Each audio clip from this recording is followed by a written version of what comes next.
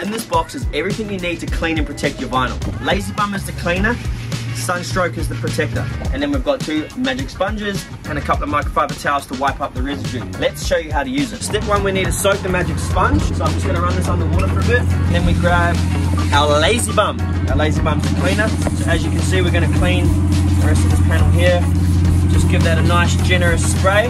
We take the wet magic sponge and we just start giving it a scrub, and look how quickly that works. And that's gonna get all the crap off the seats or your vinyl trim. And now look at that, that's got all that back to nice and white again. And then we're gonna take one of our microfiber towels to wipe all the residue off. Give that a quick wipe. And then all you need to do now, take your other microfiber towel and grab the UV protectant spray. And that's going to stop the sun from damaging these and cracking them, causing them to dry out. And then all you're going to do is just give that a good wipe over, and this stuff here smells like poop. And that's how you transform your vinyl trim or your vinyl seats with Sweet Seats.